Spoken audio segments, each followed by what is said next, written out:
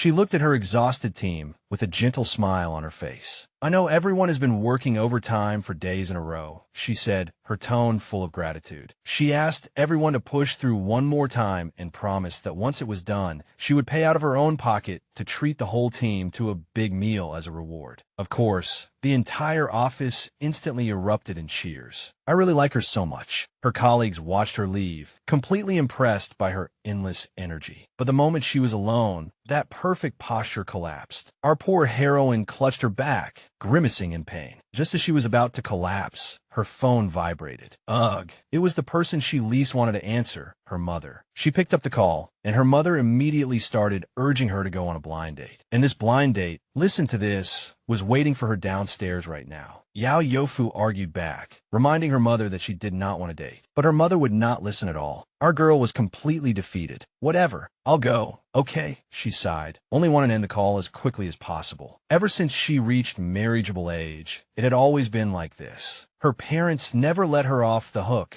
arranging one disastrous blind date after another, all with overbearing and self-important men. She was truly sick of all of it. Can you believe it? This was already her 89th blind date. She forced herself to pull it together, determination showing in her eyes. This man had to be dealt with and fast. She strode into the cafe like a woman on a mission. After she sat down, the man immediately began introducing his resume, listing all his so-called outstanding qualities. Then this absolute clown actually had the nerve to criticize her. He said she looked tired and needed to take better care of herself for the sake of their future children. The audacity. Then he insulted her poor taste in clothes and said that after they got married, she would have to focus on the family. Oh, right. He was also allergic to seafood, so she could forget about eating seafood ever again. His only compliment was that he was glad she had never been in a relationship before. Our girl simply listened as a familiar sense of disappointment welled up in her heart. It was like this every time. Men listed their requirements as if they were filling out a job application. Are you finished? She asked, a cold smile rising at the corner of her lips. Then it should be my turn. She took out her phone and snapped a photo of his furious face. He completely lost control, screaming insults at her before grabbing his glass of water and splashing it at her. But in an instant, a tall, handsome stranger stepped forward and blocked the flying water with his own jacket. Our heroine barely even blinked. I'm fine, thank you, she said to this mysterious savior with a calm smile. Then she turned to the drenched, pathetic, ridiculous blind date. Since you came all this way today and even gave me a glass of water, she said sweetly, picking up her own cup, I'll return your thoughtfulness and kindness with a splash of my own. She poured all the coffee over his stupid sweater. While that loser was in total disarray, her handsome protector placed a reassuring hand on her shoulder. The blind date threatened to tell both sets of parents that he was the one who rejected her, but she only laughed. That's exactly what I want, she said, raising her phone. As the farce settled down, the stranger's gaze moved downward, noticing a small, distinctive mark on her neck. She offered to compensate him for his ruined jacket, but he only asked what she would have done if he had not been there. She scoffed and explained that she would have dodged it anyway. Besides, she had recorded the whole thing long ago, and she had already been prepared to splash her own drink back no matter what. He looked at her, a strange light flashing in his eyes. He was impressed by her. In fact, he seemed to be holding back laughter. Suddenly, an urgent work message popped up on her phone, and she had to leave in a hurry. She shoved her business card into his hand, promised to compensate him later, and rushed off. He lowered his head and looked at the business card. Yao Youfu. A smile slowly appeared on his face. I never thought we would meet again like this, he murmured. He brought the card to his lips, a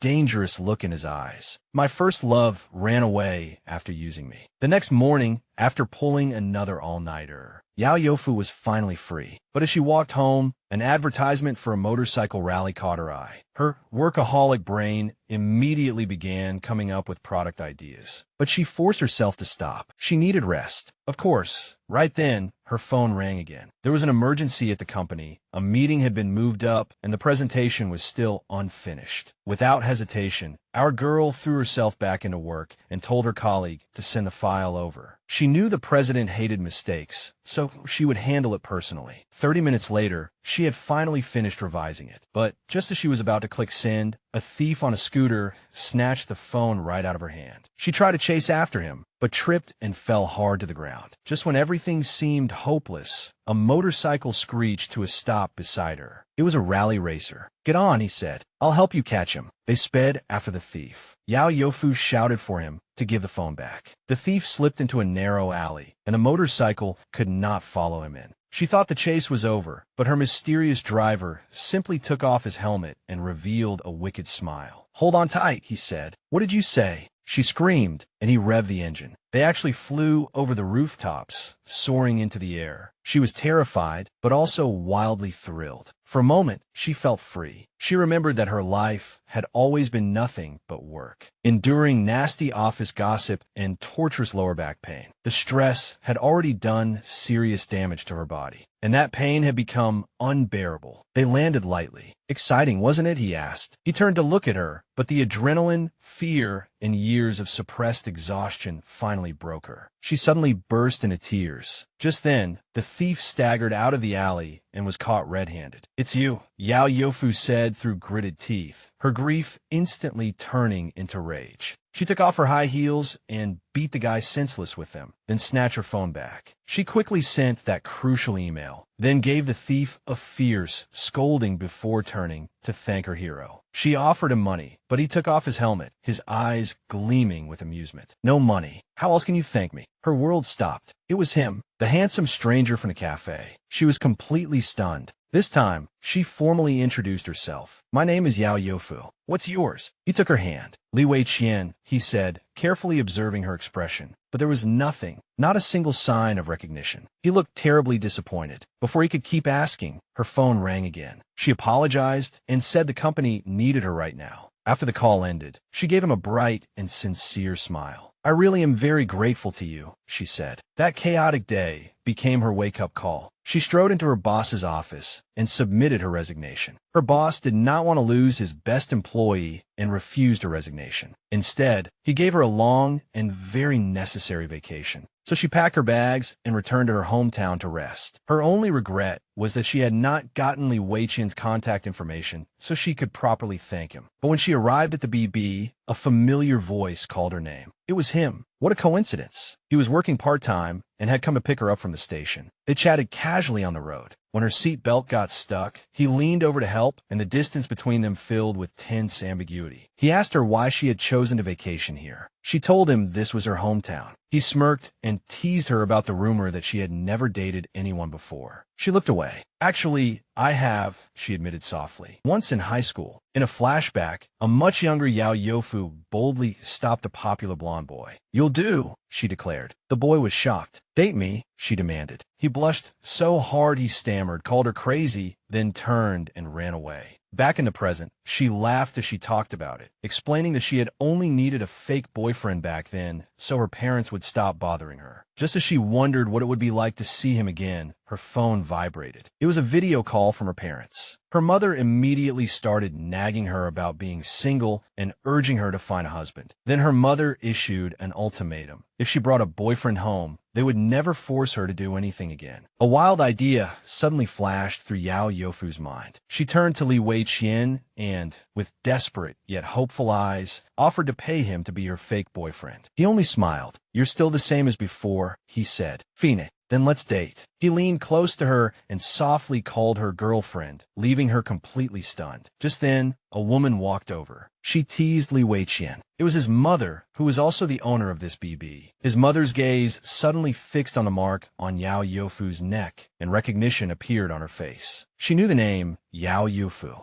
Later, Li Weiqian asked her about that boy from high school. "Do you still remember how you felt about him?" She thought back. On the day their arrangement ended, he had simply turned and left without saying a word. She thought he had never even considered her a friend. They had only been business partners. He listened to her words with a strange, unreadable expression. Then he closed the distance between them, a wicked smile appearing at the corner of his lips. "Then I won't hold back either," he said, his voice low, almost coaxing. "I've decided to meet your parents sooner. How about tomorrow? That works, right? Everyone, buckle up because the chaos is about to begin." Our girl still had not recovered from his suggestion to meet her parents. She asked if this was just a way to extend their deal, and this sly fox leaned close and whispered, "Of course, we could do it tomorrow." He pulled back with a mischievous smile. and told her he looked forward to her performance as his boyfriend tomorrow. They sealed this unfortunate deal with a handshake, but our heroine immediately pulled her hand back, as if she had been burned. She hastily waved goodbye, then quickly fled the scene. He simply watched her leave, staring at his own hand with a strange expression on his face. A slow, dangerous smile spread across his lips, and he murmured, "I've already received my payment. Oh, this man is trouble." And just like that, the show began. Her mother was completely charmed and asked Yao Youfu why she had hidden such a handsome man for so long. Our girl was a true actress, smoothly lying that they had only wanted to wait until the relationship became stable before telling them. Her parents completely believed it and nodded approvingly. But then her father asked the million-dollar question, what did he do for work? He calmly answered that he had joined the armed police force, and our girl's soul almost left her body on the spot. The armed police force? That was not in the script she had given him. She had clearly taught him to say he was a boring but stable civil servant, and at the deputy director level too,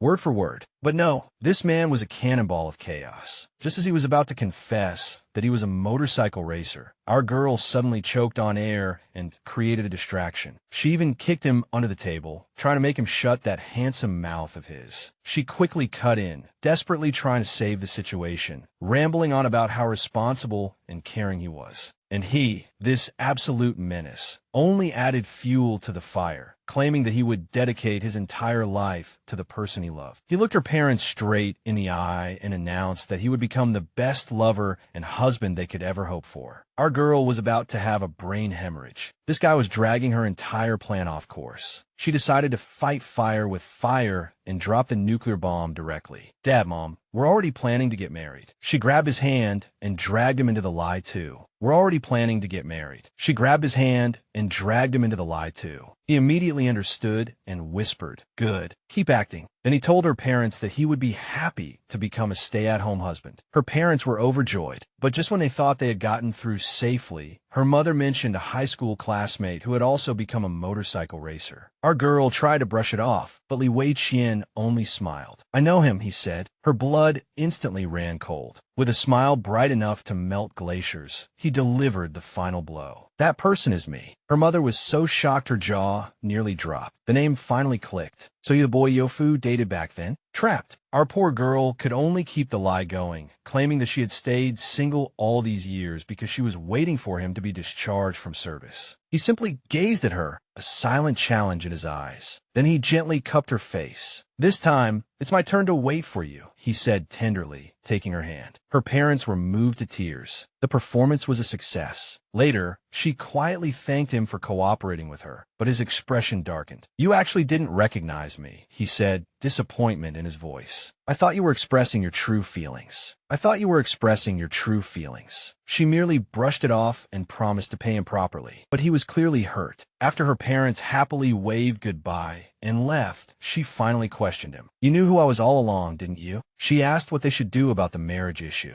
She casually suggested that when the 2-year agreement was over, they could tell her parents they had broken up. He proposed taking responsibility himself, as revenge for their breakup in high school. She immediately agreed without even the slightest hesitation, and just like that, his heart broke. As if to match the mood, the sky split open and heavy rain began to fall. He looked up at the sky, utterly dejected. "Heaven must be crying for me," he muttered softly. But she did not hear him. She had already run to the convenience store to buy an umbrella. She rushed off, leaving him alone in the pouring rain. He sank into memories, thinking of how, many years ago, he had originally planned to confess to her until his life fell apart. He was simply overwhelmingly grateful to have found her again. She came back with one lonely umbrella. "Back then, I used the rain as an excuse to make you listen to me," she said, a faint smile on her face. He looked at her, his eyes full of feelings he could not hide, and said, "How could I possibly forget?" And so we were taken back to the past. A young blonde Weiqian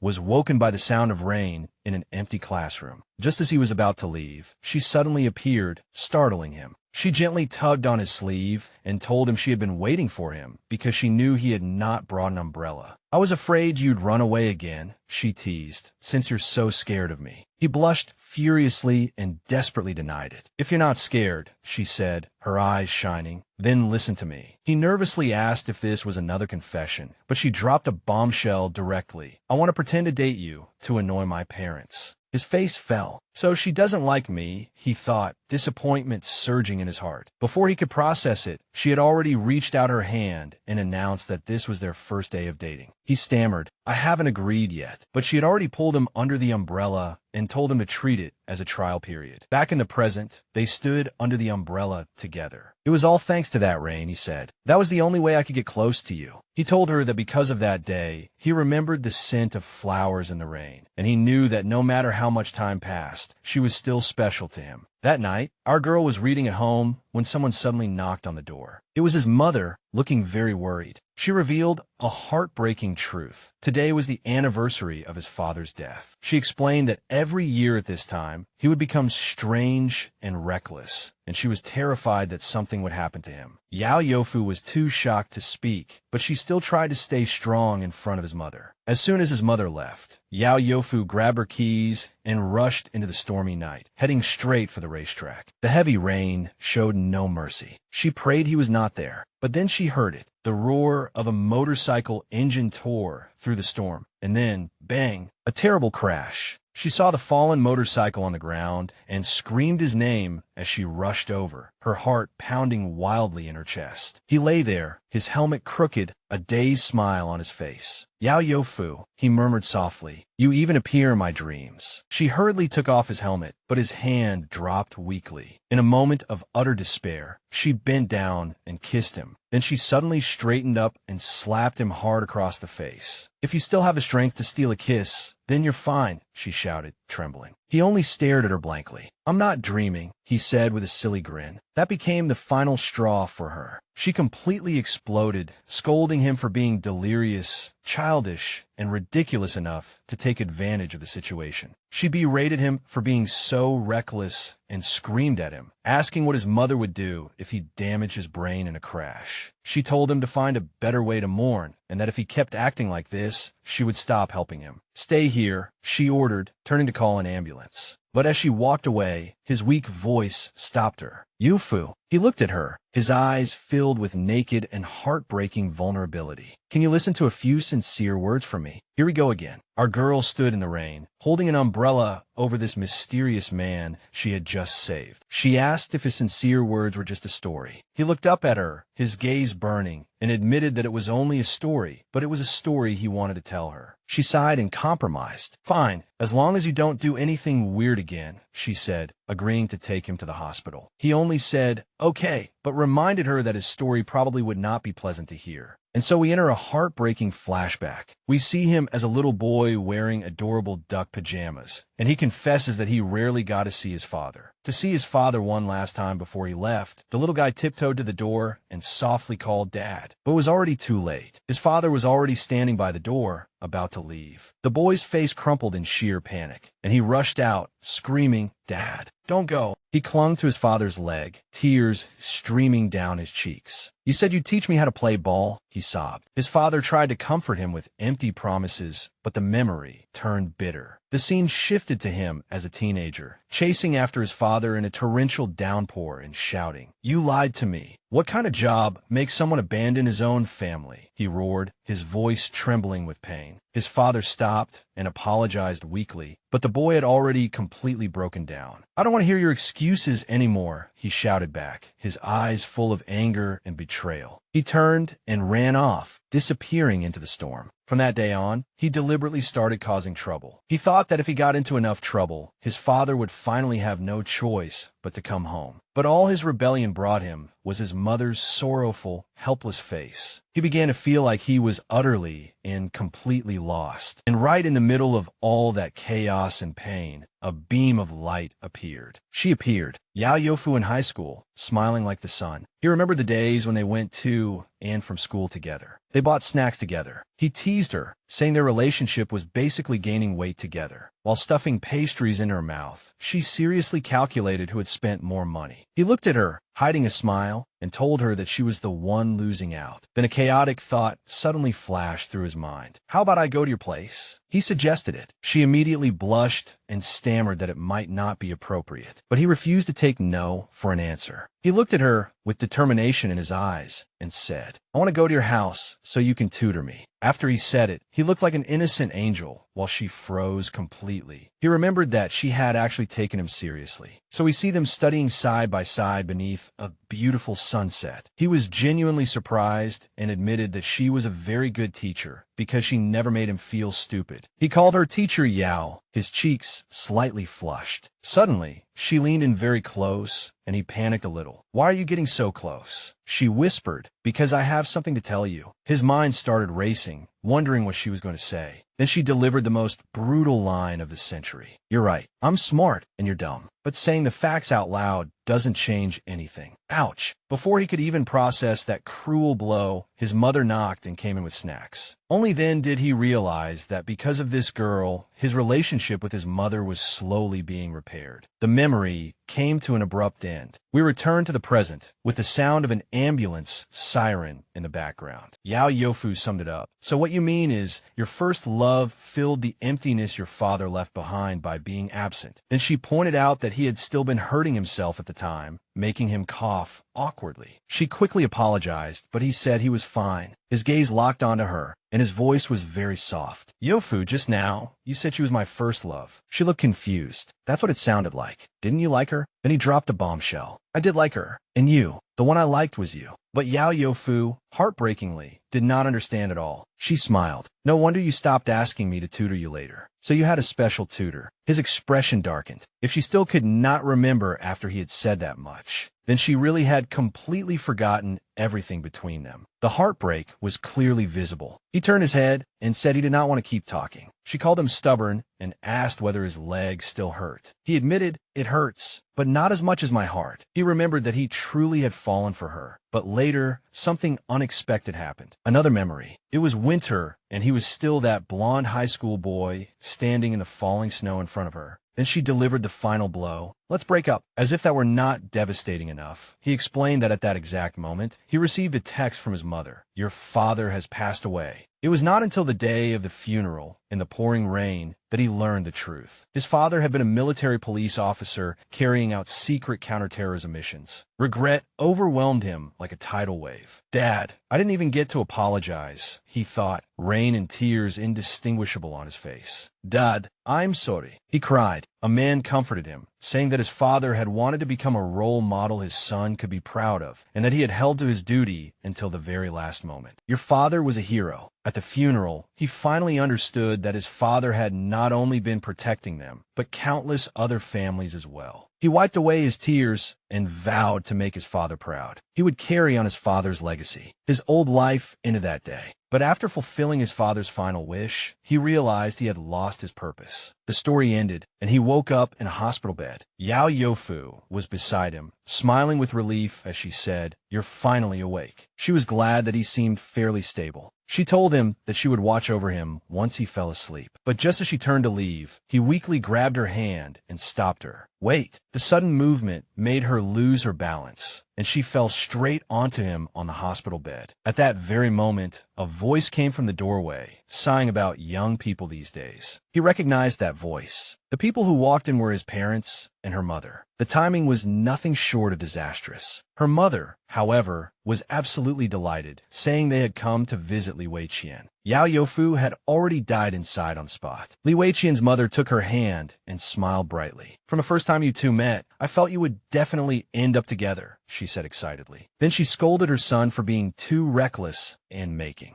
Youfu worry. Our heroine, trying to salvage the situation, claimed that the whole marriage idea had been her suggestion. But her parents were already one step ahead. They already knew she was staying with her future mother-in-law. She had forgotten about her parents' anti-powered gossip intelligence network. A fatal mistake. Wanting to escape, she whispered to Li Weiqian that they should leave quickly so they could end the act. But this man was a master of chaos. He looked at her mother with dreamy eyes and said, "Mother-in-law." Then he told Youfu that he must be dreaming dreaming that they would all become one family. Only one thought was left in Yao Youfu's mind. He must have hit his head really hard. After that, her father brought in her suitcase and announced that they were leaving her here to take care of Weiqian, since she was on vacation anyway. She was just about to scream, "Impossible," when Weiqian's mother volunteered to take care of him herself. Her parents then suggested everyone take turns. Yao Youfu realized that her peaceful vacation was about to turn into a chaotic family reunion. To stop all of this, she raised her hand, forced out the most angelic smile she could manage, and volunteered. "I can take care of Weiqian by myself. Leave it to me." The parents were all charmed by her, while Weiqian thanked her with a knowing look. After a round of awkward goodbyes, the parents finally left. "They're finally gone." She breathed a sigh of relief, but then she noticed that his face was flushed. She put her hand on his forehead, and he was burning hot. "You have a fever." She was about to rush out to call a doctor, but he grabbed her arm again. "I already pressed the call button," he said, his voice unexpectedly clear. He apologized and admitted that he had not meant to make her fall. He looked straight at her, his voice trembling slightly. "I just didn't want you to leave me alone." Her expression softened instantly. Was he afraid of being alone because of his childhood trauma? She accepted his apology and said she would settle the score with him once he recovered. A faint smile rose to his lips. "All right," he said. "I have a whole lifetime for you to settle it." The next morning, sunlight spilled into the hospital room. Yao Youfu slowly opened her eyes. Who was sitting there watching her? None other than Weiqian himself. She stretched, feeling much better now that his fever had gone down. He curled his lips and asked where she had gotten a folding bed. She proudly explained that she had bought it at a low price from a patient who was about to be discharged. She had even gotten a pile of freebies, like this super practical back scratcher. Unfortunately, he could not use his hand. Expressionless, he said, "You're dressed so cutely, but your mouth is so vicious." Later, Youfu changed into a neat professional suit. She informed Weiqian that a caregiver would take him for his checkup. He immediately put on the pitiful look of an abandoned puppy. "You're just leaving me like this?" She remained firm and told him she needed to check her work emails. But he did not give up. His puppy ears were practically about to pop out, and his eyes were almost brimming with tears. He reminded her that she was on vacation. More importantly, she had promised his parents that she would take good care of him. The threat was obvious. Yao Youfu clenched her fists, completely backed into a corner. "Fine, I'll go with you," she said through gritted teeth. "But Weiqian, I won't forget this debt." And so, she was forced to push his wheelchair outside. She complained that he was only playing on his phone, but he answered naturally that he was merely sharing his location, though he truly did want to breathe some fresh air with her. A gentle breeze stirred the leaves. Youfu looked at the spinning pinwheels, and her gaze gradually softened. She saw a little girl and her grandmother sitting on a bench, as if an idea had lit up in her mind. Suddenly, a delivery scooter sped away. A package appeared on Weiqian's lap. It was a shoebox. She asked him why he was in such a hurry to buy shoes. He simply smiled and said, "I bought them for you. Try them on first." She put on the new sneakers. They fit perfectly, a world apart from her torturous high heels. He admitted that they might not be her style, but at least they could make her more comfortable. She was truly touched by the gesture and bowed to him slightly. "Weiqian, thank you." He leaned closer, his voice low. "Youfu, this time, it's finally your turn to owe me." He curved his lips into a smile. "How are you planning to repay me?" She thought that repaying him with money would be far too tacky. Looking at his injured leg, a sharp-tongued thought popped into her mind. "With your current injury, I don't think you'll be needing shoes anytime soon anyway." She announced, "Got it. When you're discharged, I'll treat you to a meal." Weiqian looked extremely dissatisfied. He had clearly been expecting something more special, but she smiled brightly and told him he could pick any restaurant he wanted. After they returned to the hospital room, she tried to work, only to be suddenly interrupted by Weiqian's cry of pain. She hurried to his side, but he merely revealed a creepy smile. "A little pain is actually pretty refreshing." Yao Youfu was shocked. Was this man a masochist? She poured him a glass of water, trying hard to ignore his weirdness. He simply looked at her with those deep eyes. A few minutes later, as she leaned by the window, trying to concentrate, a sudden loud crash startled her. His crutch had knocked over a bag of apples. He smiled innocently and asked, "Do you want an apple?" She gritted her teeth and told him that she would pick them up, and if he wanted one, he could wash it himself. He immediately asked her to wash one for him. When she came back, she was carrying an entire bowl of washed apples. Then he actually had the nerve to ask her to peel one for him. She was about to explode, but he simply showed his hand with a 4-drip, playing the injury card flawlessly. Her peeling skills were absolutely tragic. She handed him the apple that had been peeled beyond recognition, yet he accepted it with a smile and said he trusted her skills. He took a bite, then told her that she should rest too, casually mentioning that he had just tugged at his 4-needle and that it hurt a lot. She had nothing to say. Finally, she thought she could work in peace. But no, he started coughing and calling her name over and over, turning her work time into complete chaos. That night, his 4-drip finally ended. He complained that it hurt, and she could not help scolding him, saying it was his own fault for moving around so much. He calmly patted his leg. That's right, because pain keeps me awake. She could hardly believe it. You really do like getting hurt, don't you? She turned to leave, but he grabbed her hand. You're on vacation, he said, his grip firm. Why are you still assigning yourself work?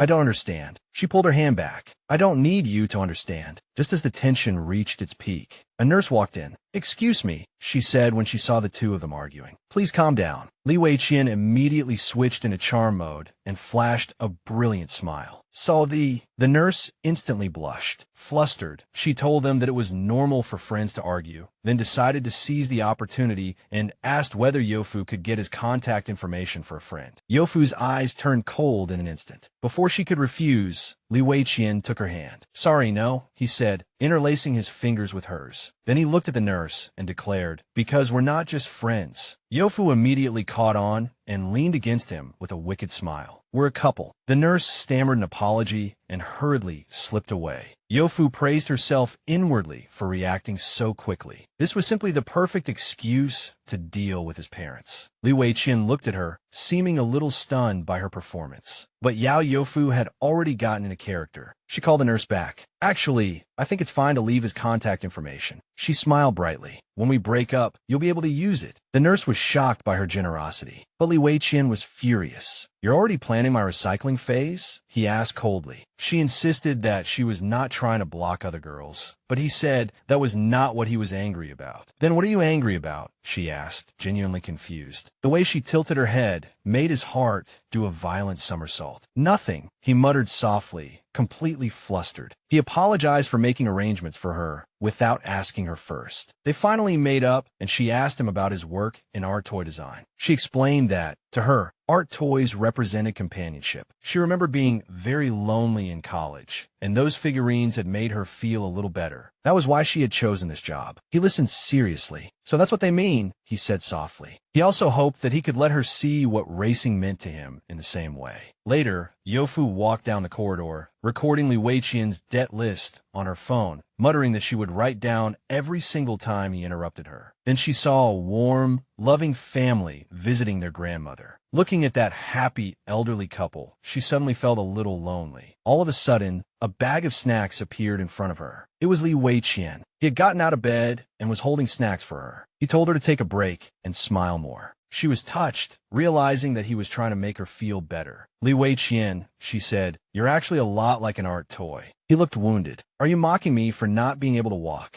The two of them laughed together because of the misunderstanding. She explained that she had not meant that, though, in terms of walking, he was not exactly wrong. The elderly couple from earlier saw them, sharing this sweet moment. The old man smiled and said, I'm guessing they must be newlyweds. All right, the drama is about to level up, so grab your popcorn, because an exciting show is coming next. Weiqian began wildly adding scenes in front of the neighbors, claiming that Yao Youfu had made him a better man. He bragged about himself at length, imagining how respectable he looked in a suit, and even boasting that he could cook. Youfu was stunned. You can cook? She was completely dumbfounded. She was genuinely a little impressed, and asked if he cooked often. He acted calm and said he lived alone. Then he threw out a line that made her heart flutter. If you want to try it, I can cook for you. Yao Youfu's heart trembled slightly, and she agreed at once. But just as he was about to tell a heartwarming story about how he had learned to cook, her phone rang. He asked, slightly displeased, whether it was work again. She quickly deleted a file and promised she would put her phone away. He smiled and vowed that once he was discharged, he would definitely let her witness his cooking skills. A few weeks later, they arrived at his home. He insisted that he was fine and did not need crutches. But the moment he opened the door, surprise confetti exploded everywhere. His mother and the entire neighborhood had thrown him a grand welcome home party. There was even a full barbecue party out on the terrace. Poor Yao Youfu was completely overwhelmed. Li Weiqian, gentlemanly as always, tried to give her a chance to escape. He gently took her hand and asked if she still had work to do. But she forced out a smile and said she was on vacation and that she really liked this kind of event. The party continued under the twinkling lights, and everyone was taking photos of the happy couple. There was even a huge banner wishing them a long and happy marriage. The neighbors mercilessly pressed them about when the wedding would be held, and the pressure nearly crushed Yao Youfu.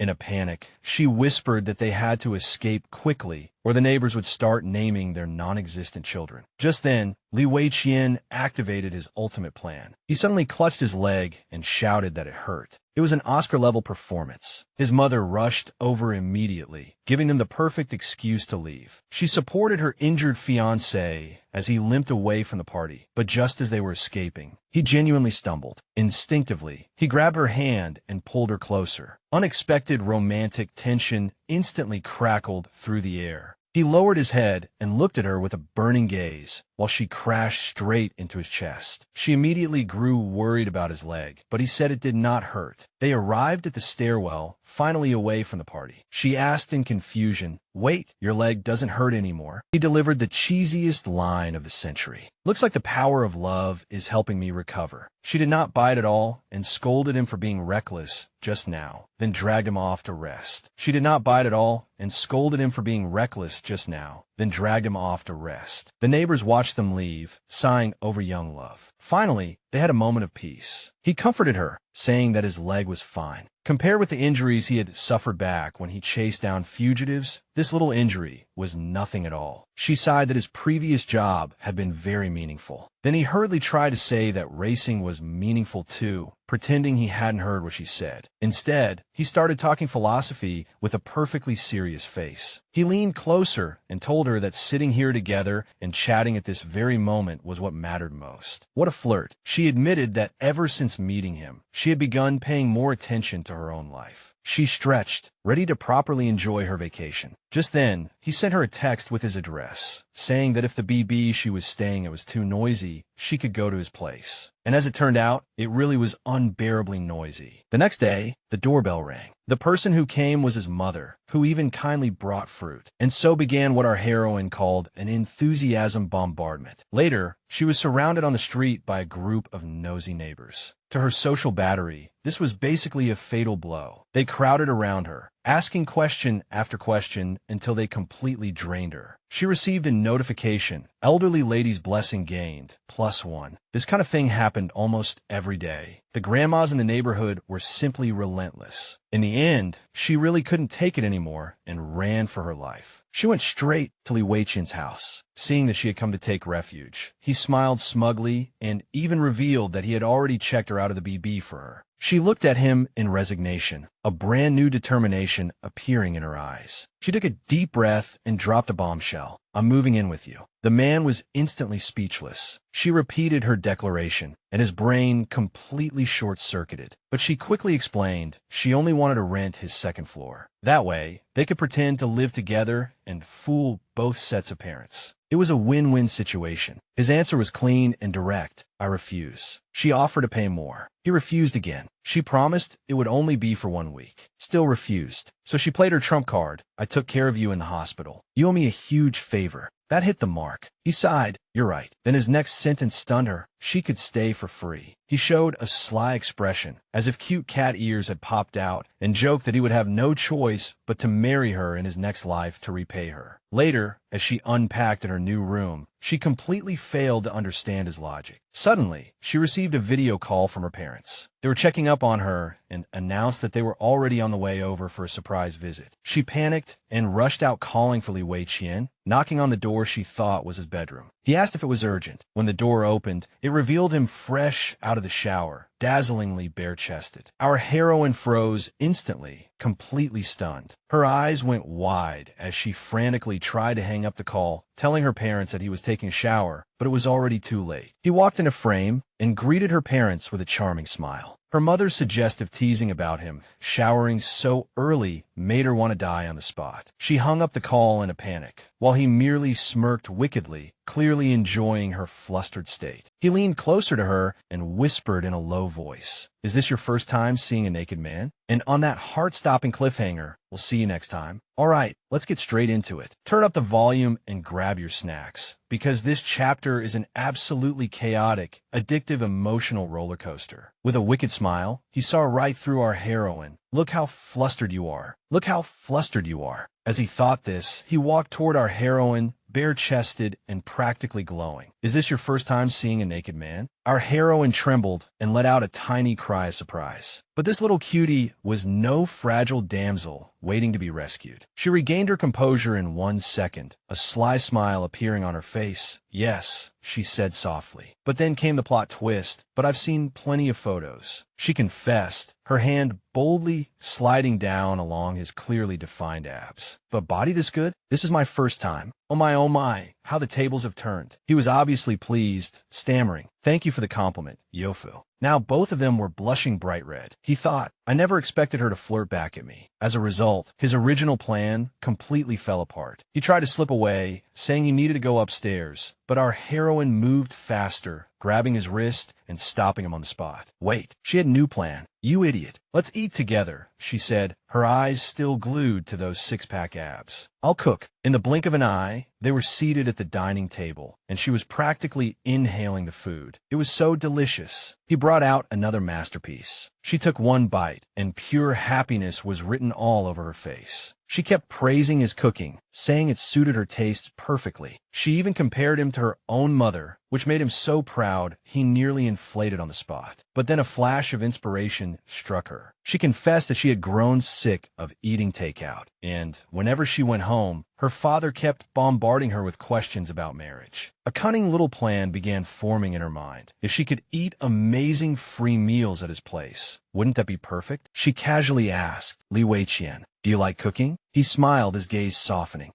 I like it a lot," he admitted, then added a tiny heartbreaking detail. "But I've always eaten alone. I've been missing someone to keep me company." That was all she needed to hear. She proposed a deal. She would buy the groceries, and he would cook. He asked about her morning routine, and she mentioned that she wanted to start morning runs. Early the next morning, our heroine went out for a run, only to discover who was sleeping on the picnic table, none other than Weiqian himself. After waking up, he even pretended to be very surprised that she had come out running so early, then conveniently said it was a coincidence and suggested they run together. But she didn't believe his terrible acting for even 1 second.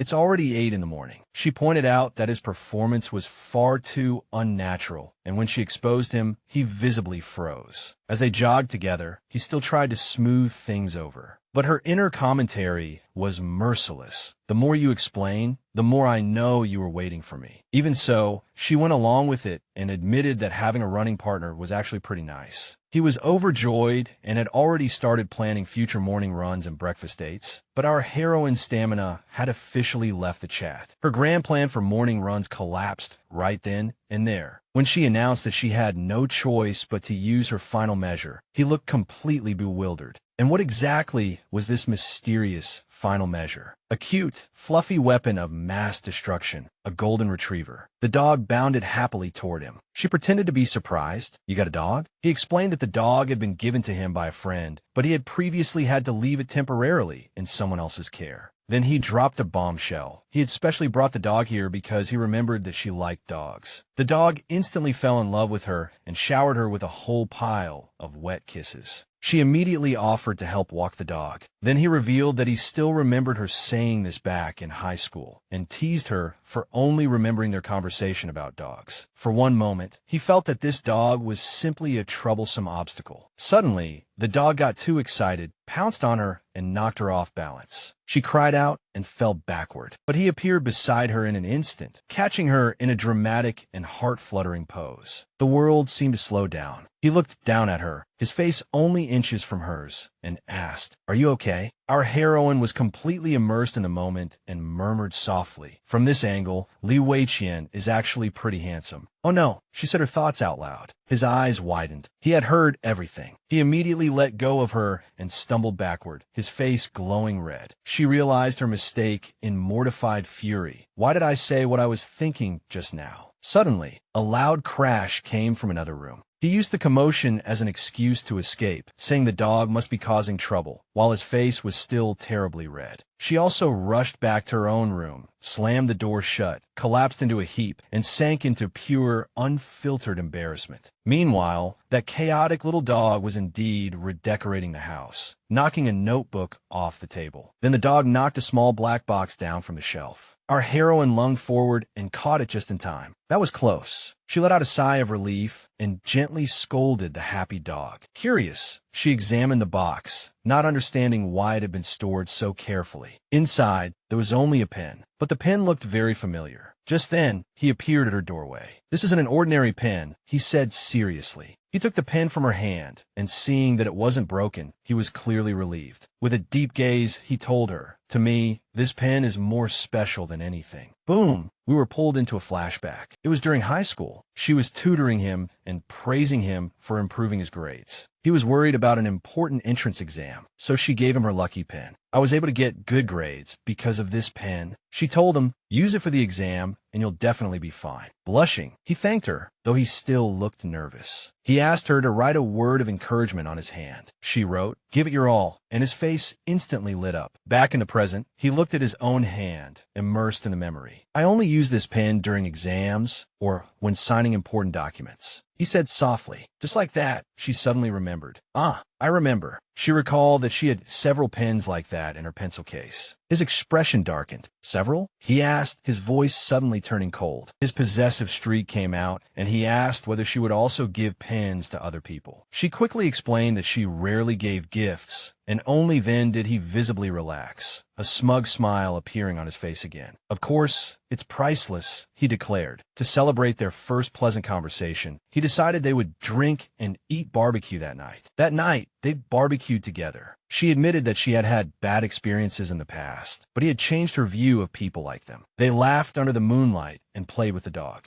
She began to miss their high school days. He teased her, asking if she still saw them as partners like before. But she shook her head. "If I had to say it, you were my first friend." His smile carried a trace of bitterness. "I'm glad you see me as a friend," he said, his gaze locked on her eyes. "But what if I don't just want to be friends with you?" And just like that, he left us on a cliffhanger. Our male lead, Weiqian, has dropped a bombshell, telling our heroine that he is not satisfied with being just friends. As he said this, we flash back to an absurdly adorable moment. Yao Youfu was naming their new dog. She stroked the fluffy good boy and decided on a name. She looked up at Weiqian and proudly announced, "His name will be Goldie." Weiqian was a little confused by this blunt and simple name, pointing out that just calling it a golden retriever wouldn't make it special. But our heroine stood firm. "Our Goldie is special," she declared, and the dog happily barked in agreement. Seeing this, Weiqian's cold heart completely melted. He gave her the gentlest smile and said, "Fine, you can call him whatever you want." Then he looked at her and suggested they raise Goldie together, even taking the initiative to say that from now on, he would pay for the dog food. "I'm not crying, you're crying." The scene cut back to the present, where Yao Youfu was pouring a big bowl of dog food for their good boy. As Goldie ate, she looked at her phone with a faint smile on her face. Ever since Weiqian went back to training, he had been sending her especially thoughtful texts. He had also prepared every meal for her, neatly packed and placed in the fridge. She sighed, thinking that he was simply the best roommate in the whole world. In fact, this was the first time she had ever gotten along so well with a roommate. She flashed back to a painful memory. Her past roommates had asked her to move out. Their living habits were different, and they were always arguing. Looking at the delicious meals he had prepared, she wondered whether her life might have been different if she hadn't only cared about work back then. But now, thanks to him, she was finally starting to learn how to enjoy life. Just as she was immersed in happy thoughts, her phone rang. It was a call from her boss, Mr. Jia, and on a Sunday, no less. She answered, and Mr. Jia immediately apologized for disturbing her on her day off. But the situation was urgent, and she had to come to the office right away. When she arrived at the office, she heard the bad news. The company's major racer blind box project had been rejected by their partner. Her boss explained that the racing team they were working with was very popular, but unfortunately, one of its star racers had personally rejected the project. He pushed a document across the table, and the person in the file was none other than Weiqian. Mr. Jia said they had already tried everything, but Li Weiqian seemed completely uninterested. Then he turned to Yao Youfu, his eyes full of hope. He reminded her that she had once persuaded a famous designer to work with them and hoped she could work her magic again this time. Yao Youfu's confidence surged. She saw him every day. How hard could this be? She assured her boss that she could secure the collaboration. And so, our heroine arrived at the racetrack, ready to officially get to work. A staff member greeted her and said Mr. Li was waiting for her. Yao Youfu was a little surprised. He knew I was coming. Then there he was, wearing a leather jacket and leaning against a motorcycle, looking like an absolute feast. She suddenly realized, "Don't tell me you were waiting here just for me?" He smiled wickedly, having long known that she had come because of the collaboration. Regarding the collaboration, he agreed to meet with her, but he laid down one very important rule. He was meeting her as a friend, not as a business partner. Yao Youfu saw her chance and immediately pounced on it, thinking that this was exactly her opportunity. She took out her tablet, ready to launch into the strongest sales pitch of her life. She explained the merchandise and filming content in detail. He patiently listened to her entire, incredibly animated explanation. Excited, she thought she had actually convinced him so easily. "When can we discuss the contract in detail?" she asked with an expectant smile. His answer was one soul-crushing word: no. She froze completely. Looking at her with those serious eyes, he explained, "I won't sign the contract, and I won't do any collaboration." Oof! Rejected through and through. Yao Youfu was left dizzy by this rejection. "Is there something you're not satisfied with?" she asked, urgently trying to salvage the deal. He took a step closer, his gaze intense. "If there's something I'm not satisfied with," he said in a low voice, his eyes carrying a knowing look. "I understand. Go ahead," she said eagerly. "I'll do my best to meet your requirements." He said it directly. "What I'm not satisfied with is that you keep talking about work." He reminded her that he had invited her here as a friend, not as some supplier. He also added that suppliers who talked business during training would all be kicked out. Our heroine immediately switched modes and laughed awkwardly. "Of course, I'm just here as a friend to watch your training." When he walked away to rest, she still refused to give up. Just then, she discovered her secret weapon. She walked over to him with a bottle of water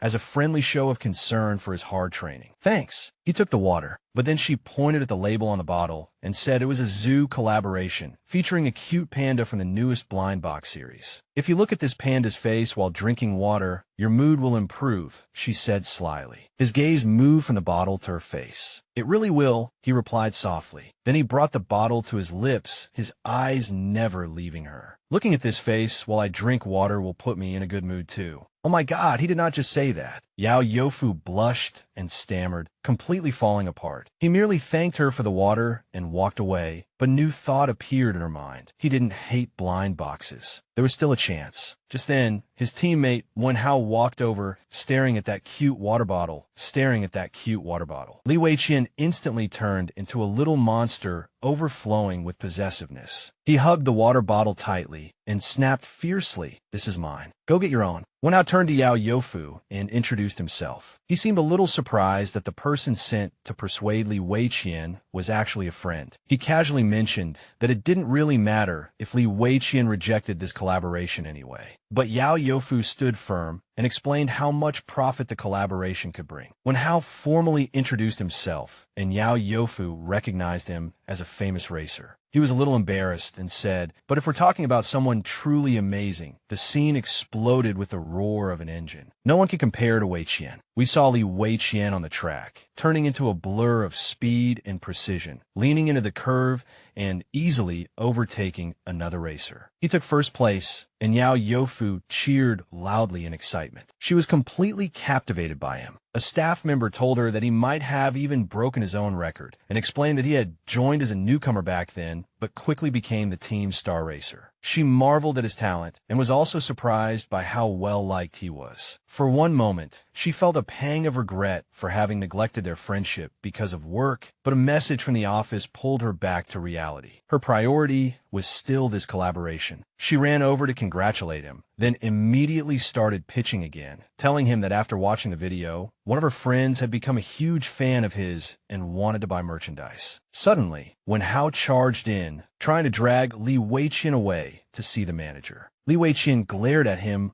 unhappily. Don't interrupt our conversation, he said sharply. Wenhao whispered that he was saving him, helping him escape her sales pitch. Then he shouted, "Is she the reason you took away my golden retriever godson?" Under everyone's shocked gazes, Weiqian merely answered calmly, "That's right." Both Yao Youfu and Wenhao were stunned speechless. Wenhao felt betrayed and declared, "I get it. Then I won't help you keep your secret anymore either." Yao Youfu was completely confused. Weiqian's secret? Wenhao was already ready to spill everything, and Yao Youfu was fully focused, waiting to hear it. Actually, he began, Weiqian has no interest in blind boxes or merchandise unless they're related to motorcycle racing. No, Yao Youfu answered at once, remembering what Wenhao had told her before. He raced not because he was interested and not because it made him feel alive in the moment, but because it kept him clear-headed. She remembered that he had said something similar at the hospital. Wenhao confirmed it. Racing was just a way for Weiqian to connect with reality, something a little like pain to him. Only then did she realize that he had no interest at all. As that realization surfaced, a new plan began to take shape in her heart. She would start with the little things in life and teach him how to find happiness in them. After returning home, she was teaching Goldie a new move, a heart-shaped blind box pose. She was sure his daddy would be pleasantly surprised. This would be the perfect way to bring up the pet series. Figurines. Just then, the door to Weiqian's room opened. Their eyes met, and both of them froze. She smiled brightly, wearing a cute apron and a cat ear headband, and said, "Good morning," in a cheerful voice. His reaction was that the moment he saw her looking so adorable, his face instantly turned bright red, and then he slammed the door shut with a bang. Behind the door, his face was flushed scarlet, and he was an absolute mess. No matter what he did, he could not drive her image out of his mind. Too cute, he thought. He realized it had been a close call just now. If she had asked him for anything at that moment, he would have agreed on the spot. Yao Youfu just looked confused. "I didn't expect him to be so firm," she muttered to Goldie. "But don't worry, I have other ways." Plan B, garden makeover operation. She had a huge pile of heavy packages delivered. He helped her move everything inside, complaining that the packages felt like they were filled with rocks. With a sly smile, she opened one of them. "You guessed right. They're decorative stones for the garden." She told him that his yard was too empty, and she wanted to plant some flowers. She promised she would take care of everything herself, and that when she left, she would even take the plants with her. He looked at her and said softly, "If you planted them, I wouldn't mind them staying here." She seized the chance. "Then would you mind planting them with me?" He gave her a smile so gentle it made her heart skip a beat. "Of course I wouldn't. What can I help with?" She suddenly panicked and said she only needed to read the instructions first. She explained that she was doing this to repay his kindness, and also hoped that the plants would improve his mood and make the yard feel full of life. Besides, she added, many little things, including greenery, can make you feel that life is real. He looked at her, his expression unreadable, as a little light fell through the shadows of the trees around them. "I don't know if they can make me feel anything," he said, his gaze fixed on her, "but I think you can." Weiqian admitted that although he did not understand the point of planting flowers, doing these little things with our heroine made him feel good, and she was absolutely delighted, thinking he was finally beginning to surrender to the simple joys of life. She seized the opportunity to explain that life was like a blind box, filled with tiny surprises. She had even just bought a set and wanted to open them with him. But the moment she said the words blind box, he suddenly became super sleepy. He stretched dramatically, claimed that planting flowers really did not suit him after all, and tried to slip away.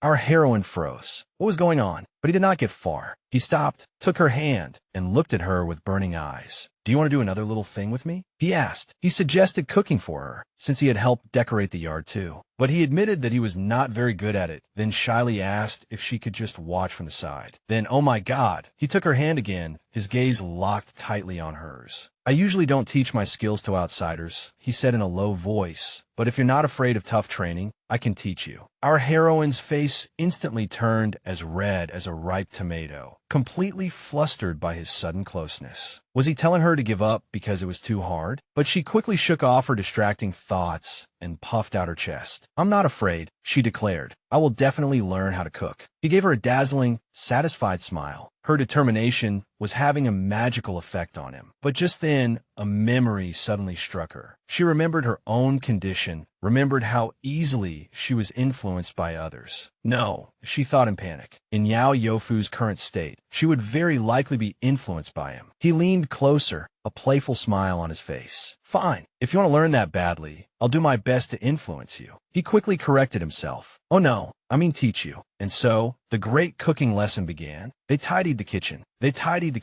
and he was impressed that she could prepare all the ingredients so quickly. Our heroine was wearing an apron at this moment and proudly announced that she had watched countless cooking videos. She knew the first step was to stir-fry the meat, and then the second step was to add soy sauce for seasoning. She confidently picked up the bottle and started pouring, and kept on pouring until the entire pan was flooded. Stop, he shouted in horror. You pour too much. Our heroine froze in place with the bottle in her hand, utterly lost. That counts as too much. She panicked and tried to add water to fix it, which would absolutely only turn it into a pot of salty soup. He looked downright terrified. Her attempt at stir-frying vegetables went no better. The moment she got distracted, the vegetables burned. It was a cooking disaster. 10 minutes later, they sat down in front of the, meal she had barely managed to salvage. She kept apologizing, but he only smiled gently and said it was all right. He even praised her for being a good helper. He told her that she had given him the feeling of cooking, and she immediately smiled brightly, thinking she had discovered a new talent, a chef's assistant. But the moment he took a bite, he began coughing violently. The saltiness hit him like a truck. She immediately jumped up to get him water, but in her hurry, she tripped. He caught her just in time and pulled her close. He held her hand as he recovered from the coughing. It's fine, he said. It's just right with rice. He looked at her, his expression softening. Although the food honestly wasn't very good, I was happy while cooking with you, he confessed. He had never realized that something as simple as cooking could also give him a feeling of happiness. Our heroine's heart melted. He finally understood. She began rambling on about how this was a new joy in life, just like blind boxes, but he gently raised a finger and pressed it to her lips, silencing her. I want to focus on enjoying the food you made, he said softly. I don't want to talk about work. Unspoken feelings surged through the air, but just as the atmosphere was heating up, the scene changed. We arrived at the airport, where a mysterious, handsome man had just landed. He was here on a business trip, but his true purpose was to find his goddess of hope. And who could that be? Miss Yao Youfu, he declared. I'm here to help you. Oh no, a challenger has appeared. This new man, wearing a sharp suit, got into a taxi. The driver asked if he was a tourist, but he shook his head with a charming smile. No, I'm here to see my goddess. He looked out the window, sinking into thought, and covered his chest as he thought of her. We were taken into his memories. Long ago, on a snowy Christmas night, he was still a poor boy desperately trying to sell his picture books, so he would not go hungry. He held out his book, his eyes full of pleading. Suddenly, his world lit up before his eyes. Standing in front of him was an angelic figure. It was Yao Youfu, looking just like a princess. This isn't where you should be, she told him gently. Come on, leave this place and come with me to heaven. Thanks to her, he said,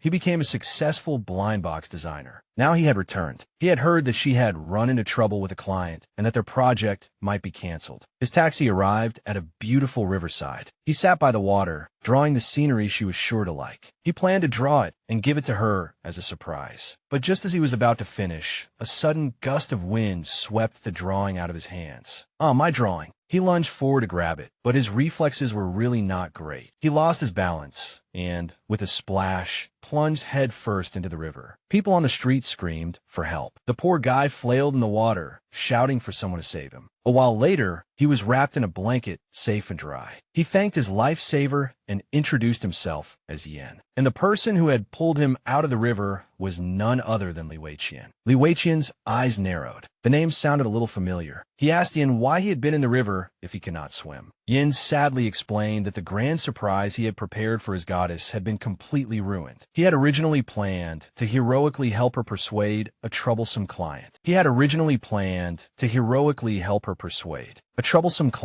Li Weiqian raised an eyebrow. Goddess of Hope? Is she someone you like? Yin instantly turned bright red and desperately denied it. The corner of Li Weiqian's mouth lifted, and he thought this guy was really naive. He gave him a little advice. If you don't bravely pursue her, your goddess might run away. Yin was deeply moved and thought he was truly a good person. Just then a voice cut through the air. Goldie, behave. Yin froze. He recognized that voice. His eyes widened, filled with pure, undisguised excitement. He turned around, and there she was. Miss Yao Youfu, he shouted. Our heroine froze. Yin, why are you here? He stammered that it was just a coincidence. But in the background, the deer in Li Weiqian's mind were already sprinting at lightning speed. Yan's goddess of hope was Yao Youfu. Betrayal. Yin was completely stunned seeing his goddess in casual clothes for the first time. Yao Youfu asked him why he was soaked from head to toe, and he awkwardly explained that he had been drawing by the river just now, and then accidentally nearly drowned. Yao Youfu was shocked, while Li Weiqian was completely unimpressed, thinking that Yin looked like a pitiful little puppy. Too bad, he thought as he stroked Goldie. Your goddess already has a dog, and you're much cuter than him, Goldie. The passive-aggressive energy was so real. Suddenly, Li Weiqian remembered where he had heard the name before. He flashed back to a meeting when Yao Youfu had mentioned their company's star designer, Yin, who had designed their best-selling racing team, Line Boxes. He also remembered Yin saying that he was going to help deal with a troublesome client. All the clues came together with terrifying clarity. He was that troublesome client. Yin had come to help Yao Youfu secure the collaboration with him. Meanwhile, the completely unaware Yin told Yao Youfu that he was only here to travel and look for inspiration, definitely not specifically to see her. Li Weiqian saw through the lie at a glance. Not bad, he said, patting Yan's shoulder with a fake smile. You're quite considerate. Yin looked at the two of them in confusion. Oh, Miss Yao Youfu, are you too? She hurriedly explained that they were just high school classmates and that she was staying at his place while on vacation. Then she dropped the bombshell. Li Weiqian is also the motorcycle racer we'll be collaborating with next. Yan's world collapsed. He realized in horror that Li Weiqian might have refused the collaboration just to keep Yao Youfu by his side. Li Weiqian cut him off with an icy look. Clear all those strange thoughts out of your head. He said coldly that he had refused only because he was not interested in the project. Yin argued that he had not carefully looked at the designs yet. I have looked at them. Li Weiqian shot back at once, and I'm not interested. The two faced off, launching into a silent battle of wills. To break the tension, Yao Youfu asked Yin whether he had found a hotel. He had not. Li Weiqian frowned, annoyed that this love rival had come so thoroughly prepared. While Yao Youfu checked for rooms, Yin tried to make plans to go sightseeing with her, and she agreed. Li Weiqian's expression darkened. Oh no, his precious time with Yao Youfu was about to be stolen. So he did the only logical thing. He interrupted them with a dazzling smile. Why don't you just stay here? He generously suggested. There's an empty room on the first floor. Yin was overjoyed. They shook hands, but their inner monologues were declarations of all-out war. Yin vowed to win Yao Youfu's heart, while Li Weiqian vowed never to let Yin have any chance to be alone with her. As for our sweet and completely oblivious heroine, she simply looked at them with a warm smile. Have they already become good friends? Oh, honey, you have no idea what you just started.